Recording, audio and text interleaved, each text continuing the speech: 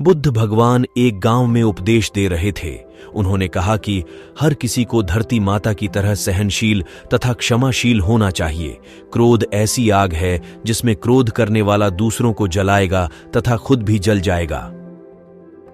सभा में सभी शांति से बुद्ध की वाणी सुन रहे थे, लेकिन वहां स्वभाव से ही अतिक्रोधी एक ऐसा व्यक्ति भी बैठा हुआ था जिसे ये सारी बातें बेतुकी लग रही थीं।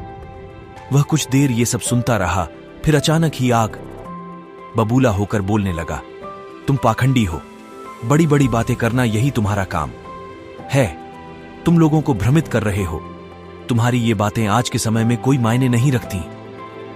ऐसे कई कटु वचनों सुनकर भी बुद्ध शांत रहे। अपनी बातों से ना तो वह दुखी हुए, ना ही कोई प्रतिक्रिया की।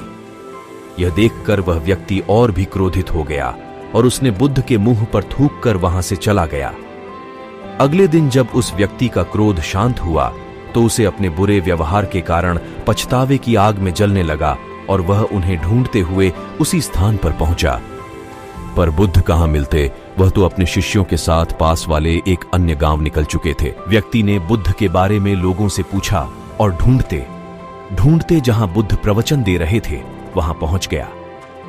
उन्हें देखते ही वह उनके चरणों में गिर पड़ा और बोला, मुझे क्षमा कीजिए प्रभु।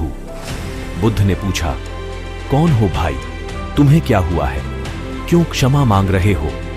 उसने कहा, क्या आप भूल गए? वही हूं जिसने कल आपके साथ बहुत बुरा व्यवहार किया था।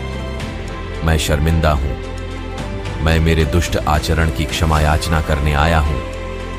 भगवान बुद्ध ने प्रेम पूर्वक कहा, बीता हुआ कल तो मैं वहीं छोड़कर आया गया और तुम अभी भी वहीं अटके हुए हो।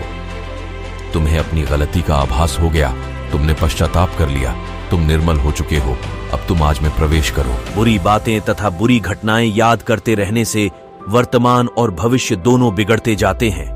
बीते हुए कल के कारण आज को मत बिगाड़ो। उस व्यक्ति का सारा बोझ उतर गया। उसने भगवान बुद्ध के चरणों में पड़कर क्रोध त्याग का तथा क्षमाशीलता का संकल्प लिया। बुद्ध ने उसके मस्तिष्क पर आशीष का हाथ रखा। उस दिन से उसमें परिवर्तन आ गया और उसके जीवन में सत्य, प्रेम व करुणा की धारा बहने लगी। मित्रों, बहुत बार हम भूत में की गई किसी गलती के बारे में सोचकर बार बार दुखी होते और खुद को कोसते हैं। हमें ऐसा कभी नहीं करना चाहिए। गलती का बोध हो जाने पर हमें उसे कभी न दोहराने का संकल्प लेना चाहिए और एक नई ऊर्जा के साथ वर्तमान को सुदृढ़ बनाना चाहिए।